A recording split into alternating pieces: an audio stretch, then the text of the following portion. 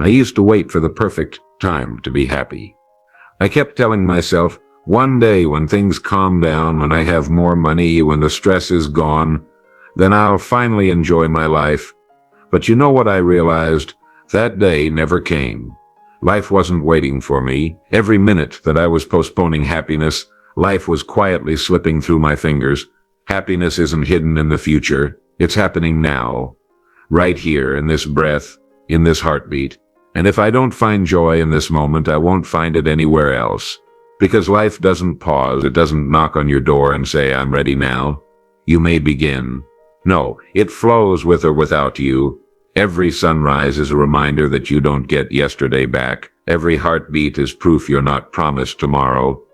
So the question is, how long will you keep waiting? Waiting for the perfect job, the perfect relationship, the perfect version of yourself? I had to face the truth. If I didn't learn to enjoy every minute of my life now, I would spend the rest of my days waiting. And that's not living, that's wasting time. The turning point for me came on a day I'll never forget. I was sitting in my room, staring at a long to-do list, waiting for life to finally feel right. My mind kept saying, when I finish all of this, when I finally achieve enough, then I'll relax. Then I'll smile. But as I looked around, I realized I had been saying that same thing for years. And the scary truth hit me. I was wasting my life waiting for someday. That wake-up call shook me.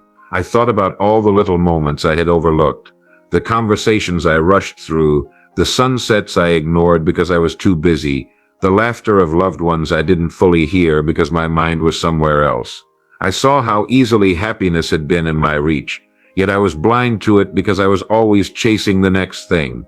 It was in that silence, sitting there with nothing but my own thoughts, that I realized the biggest lie I had been telling myself, that happiness lived in the future. It did. It lived right here, right now.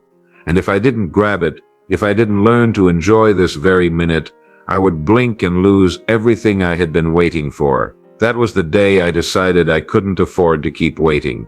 Life was happening in front of me, and I had to start living it now. After that realization, I began to see how dangerous the idea of someday really is. For years I told myself, someday I'll enjoy life, someday I'll slow down, someday I'll finally be happy. But the truth is, someday never arrives. It's just a ghost, always living one step ahead of you, and as you chase it, your days silently slip away. I remember thinking, how many times have I said, when I earn more, then I'll feel free. When things calm down, then I'll breathe easier. When I get that recognition, then I'll smile. But things never really calmed down. Life didn't suddenly pause to give me the perfect chance. Instead, I just kept getting older while time kept moving forward. The seasons passed, the people I loved aged, and the moments I could have cherished slipped away while I was waiting for someday. That was the lie I had been living. Someday is a thief. It steals today right out of your hands. The longer you hold on to that illusion, the more of your life you waste. I finally understood that if I wanted to be happy, I couldn't wait for the future to deliver it to me. I had to find happiness in this moment, in the mess, in the imperfections, in the now. Because the only time I can own is right now. And if I miss it, I don't get a replay. Once I let go of the lie of someday, I began to notice something I had ignored for years. Happiness was hiding in the smallest corners of my life. It wasn't waiting for a grand achievement or a perfect day. It was right in front of me. I saw it in the sunlight spilling through my window in the morning. I felt it in the warmth of a simple meal, in the smile of a stranger, in the laughter of a friend who didn't even realize how much their joy lifted me. These were things I used to overlook, but suddenly they felt like treasures. I remember walking outside one evening, and instead of rushing to my next task, I just stopped. I watched the sky shift colors as the sun went down. For the first time in a long time, I allowed myself to really see it, and I felt peace. That's when it hit me. Joy isn't always loud or spectacular. Most of the time, it's quiet, it's ordinary, and yet when you pay attention, it feels extraordinary. The truth is, if you only measure life by the big moments, the promotions, the milestones, the celebrations, you'll only be happy a few times in your entire life. But if you learn to find magic in the ordinary days, Happiness will no longer be rare. Every moment becomes a blessing, and when that shift happens, life stops feeling like a chase and starts feeling like a gift. As I discovered joy in the ordinary, I realized there was something even deeper at play: the power of presence. For so long I had been physically in one place, but mentally somewhere else. I'd be at dinner, thinking about work. I'd be with loved ones, but my mind was racing toward the future.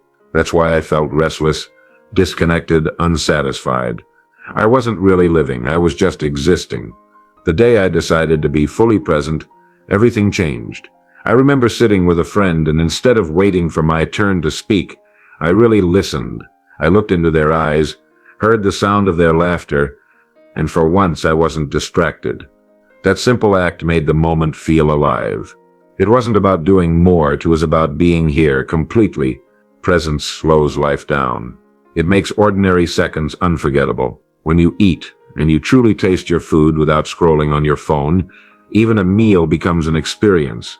When you walk outside and notice the way the wind brushes against your skin or the way light dances through the trees, life suddenly feels richer. The truth is, life doesn't become meaningful because of what you achieve. It becomes meaningful because you show up for it. And the more I practiced presence, the more gratitude began to grow inside me. Because you can't be thankful for what you never noticed, and gratitude, I soon discovered, was the very fuel that turned my moments into joy. The more I practiced presence and gratitude, the more I started questioning what I was really chasing. For years, I thought success meant more money, a bigger house, a nicer car, or recognition from people around me.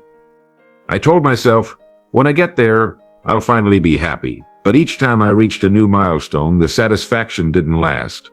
Almost immediately, I found myself wanting the next thing. I was on a treadmill of achievement, always running, never arriving. That's when I realized I had borrowed someone else's definition of success. I was chasing what the world told me mattered, not what truly mattered to me. And the truth is, if your definition of enough keeps moving, you'll never feel fulfilled. More will never satisfy you if you don't first decide what is enough for you. One evening I asked myself a simple but powerful question. If no one was watching, if social media didn't exist, what would success look like for me? The answer wasn't the car, the house, or the applause. It was peace. It was time with loved ones. It was health, freedom, and the ability to wake up excited about my day. That was enough. That was success. Once I redefined success for myself, life started to feel lighter. I wasn't comparing my journey to anyone else's. I wasn't chasing endlessly. Instead, I began living a life aligned with my values. And that alignment made every moment feel more meaningful. Once I redefined success, I realized the secret to sustaining that joy was gratitude. Gratitude wasn't just a nice idea, it became the daily practice that transformed how I experienced life. Before, I would wake up and immediately think of what I didn't have, what was missing, what needed fixing. But when I shifted my focus to what I already had, everything looked different. I started small. Each morning I wrote down 3 things I was grateful for. Some days it was simple: a roof over my head, food on my table, air in my lungs. Other days it was more personal: a conversation with a friend, a lesson learned from a failure, or just the gift of another sunrise. What amazed me was how this tiny habit changed the way I felt throughout the day. Gratitude turned my attention away from what was lacking and placed it on the abundance already in my life. I remember one morning when I wrote, "I'm grateful for this moment," and it hit me. Gratitude isn't about waiting for big blessings. It's about recognizing the blessing of now. When you practice it consistently, gratitude doesn't just make you happier, it makes you resilient. Problems still come, challenges still appear, but gratitude gives you the strength to face them with peace. And as gratitude grew inside me, I realized another truth. If I wanted to hold on to happiness, I needed the courage to live differently from the crowd, even if it meant standing alone. The more gratitude shaped my life, the more I realized something important. Not everyone would understand this way of living. Most people are still caught up in the race, chasing the next thing, waiting for someday. And when you choose to live differently, you stand out. At first it feels uncomfortable, even lonely. I had to learn the courage to stand apart. There were times when people questioned me. They wondered why I wasn't obsessed with chasing more, why I wasn't comparing myself to everyone else. Some even criticized me, saying I was being unrealistic or careless. But deep down, I knew I had found something they hadn't: peace in the present moment. And I wasn't going to trade that away just to fit in. Standing apart doesn't mean cutting everyone off. It means becoming selective about the voices you let into your life. I chose mentors over cheerleaders, people who challenged me over people who just agreed with me. I stopped living for approval and started living for alignment. And that shift gave me strength. At first, walking this path felt like loss. But over time, I discovered it was freedom. No more shrinking to please others. No more postponing joy just to match someone else's timeline. When you have the courage to stand apart, you step into a life that is truly your own. And that courage leads to the next lesson I learned. Joy itself is not automatic. It's a discipline. That's when I learned something powerful. Joy isn't just a feeling that randomly shows up. It's a discipline. Happiness requires intention. It requires a choice, made again and again, even on the days when life feels heavy. I used to think joy was supposed to happen naturally, but now I know it's a daily decision. Every morning before the world pulls me in 100 directions, I remind myself, today is a gift. That one thought changes the way I approach everything.